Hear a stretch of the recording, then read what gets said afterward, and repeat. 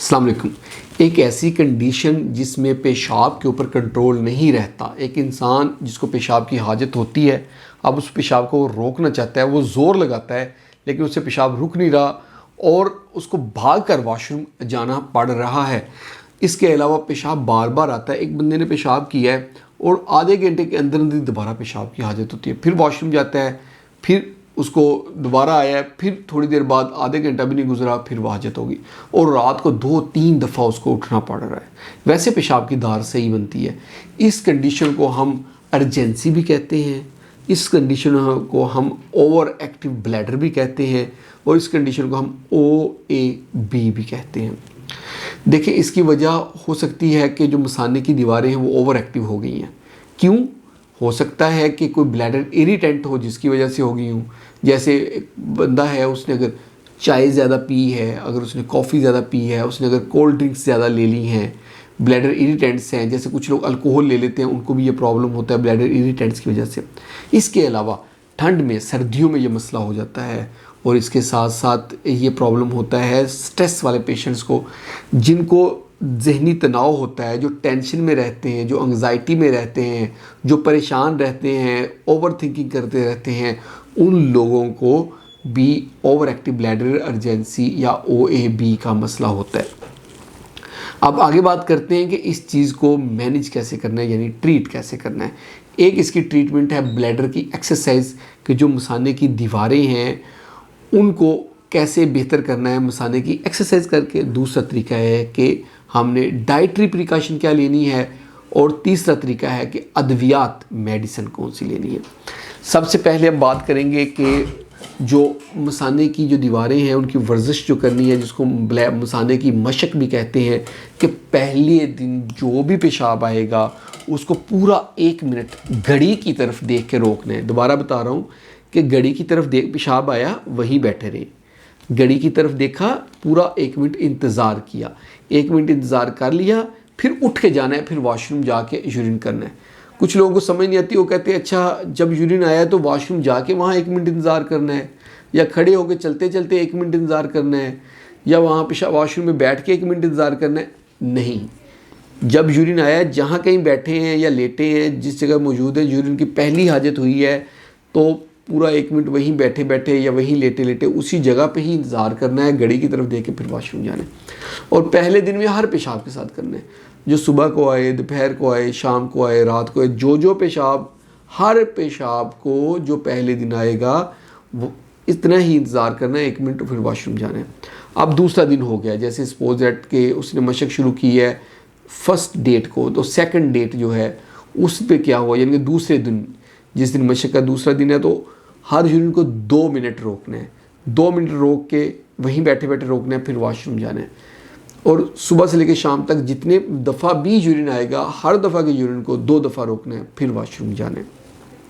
तीसरे दिन इसको 3 मिनट कर देना है, हर पेशाब को 3 मिनट तक रोके रखना है, वहीं बैठे बैठे रोके रखना है, फिर वॉशरूम जाना है। चौथे दिन 4 मिनट कर देना है, 5वें दिन 5 मिनट, 6वें दिन 6 मिनट, 7वें दिन 7 मिनट, 8वें दिन 8 मिनट, 9वें दिन 9 मिनट, 10वें दिन 10 मिनट, 11वें दिन 11 मिनट, 12वें दिन 12 मिनट, 13वें दिन 13 मिनट, इस तरह 14, 15, 16, 17 पे 1-1 मिनट बढ़ाते जाना है।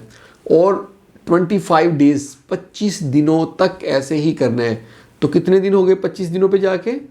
25 मिनट, 25 दिन 25 मिनट, इस तरह करना है। तो 25 मिनट तक अगर आप अपने ब्लैडर को डे बाई डे पे कंट्रोल कर लेते हैं तो उसमें इम्प्रूवमेंट आती है। अच्छा, दोस्त क्या करते हैं, कहते हैं जी वो मैं तो 4 मिनट रोक लेता हूँ जी, 5 मिनट इकट्ठा भी रोक सकता हूँ। ऐसे नहीं रोकना। या फिर वो क्या करते हैं, जब रोकना शुरू करते हैं या आधा मिनट रोकते हैं बगैर घड़ी के, या 2 मिनट रोकते हैं, कभी 5 मिनट रोकते हैं, कभी 7 मिनट रोकते हैं, कभी आधा मिनट रोकते हैं, फिर यानी कि हैज़र्ड। ऐसे नहीं करना। जैसे अगर आप कभी जिम ज्वाइन करें तो आप ऐसे तो नहीं करते ना कि वेट लिफ्टिंग करनी है तो पहले दिन जो 2.5 kg के वेट डाल के उठाते हैं, दूसरे दिन थोड़ा बढ़ाते हैं। तो किसी एक दिन आता है कि हम जो है ना 10-10 kg दोनों तरफ डाल के उठा लेते हैं वेट लिफ्टिंग करने के लिए। सेम इसी तरह जो है डेली का 1-1 मिनट बढ़ाना है। यकदम ये नहीं करना एक दिन 5 मिनट कर लिया, एक दिन 7 मिनट कर लिया, अगले दिन फिर आधा मिनट कर लिया। नहीं, ऐसे नहीं करना।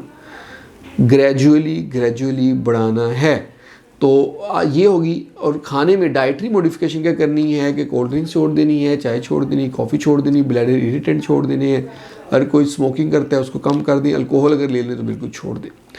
और इसके साथ साथ जो लास्ट में इसके लिए मेडिसिन है, मेडिसिन में हमने लेना होता है alpha block muscarinic receptor antagonist. Muscarinic receptor antagonist में शामिल होती हैं सोलिफिनासिन, टोल्टेरोडिन, ऑक्सीब्यूटानिन, ये शामिल होती हैं, और डेरिफेनासिन ये शामिल होती है। और इसके अलावा एक और मेडिसिन है मीराबेग्रोन। मीराबेग्रोन भी दे सकते हैं। मीराबेग्रोन में हमारे पास जो है ना ये बीटा-3 एगोनिस्ट है मीराबेग्रोन, ठीक है। इनके अपने फ़ायदे नुकसान हैं। देखिए जो पहले वाली मैंने बताया मस्करीनिक रिसेप्टर एंटागोनिस्ट, जिसमें सोलिफिनासिन और उसका ऑक्सीब्यूटानिन वगैरह शामिल है, उससे ये नुकसान होता है कि उससे ड्राई माउथ होता है, मुंह खुश्क होता है, कॉन्स्टिपेशन होती है, कब्ज़ हो जाती है, ये प्रॉब्लम उससे होते हैं। सबको नहीं होते, किसी किसी को होते हैं। और मीराबेग्रोन से ये प्रॉब्लम नहीं होते। और मीराबेग्रोन का साइड इफ़ेक्ट है कि उससे जो है ना हार्ट रेट ज़्यादा हो जाता है, दिल की धड़कन ज़्यादा हो जाती है, और ब्लड प्रेशर के ऊपर इफेक्ट आता है।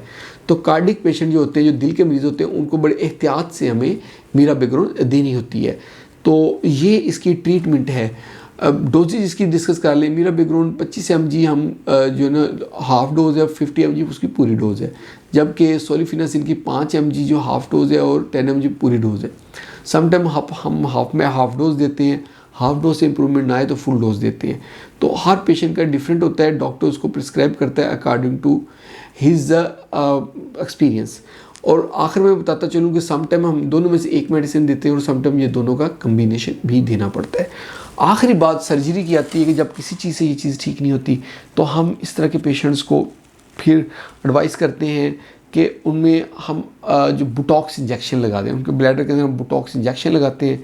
बुटॉक्स इंजेक्शन लगाने के बाद इसमें जो है ना बेहतरी आ सकती है। और ऑगमेंटेशन आखिरी हल है, बहुत कम की जाती है कि हम मसाने के साथ आंतों को जोड़ देते हैं, आंत लगा के मसाने का साइज़ बड़ा कर देते हैं। ये उनमें करते हैं जिनके मसाने का साइज़ बहुत छोटा हो और उसकी वजह से ये प्रॉब्लम आ रही होती है। दोस्तों ये थी आज की हमारी वीडियो ओवर एक्टिव ब्लैडर के ऊपर, जिसको हम OAB या अर्जेंसी भी कहते हैं। होप आप लोगों को वीडियो अच्छी लगी होगी। वीडियो अच्छी लगी तो इसको लाइक कर दें, इसको शेयर करें अपने दोस्तों के साथ, और हमारे चैनल को जल्दी से सब्सक्राइब करें ताकि आपको हेल्थ से रिलेटेड अच्छी अच्छी वीडियोज़ मिलती रहें। बहुत बहुत शुक्रिया।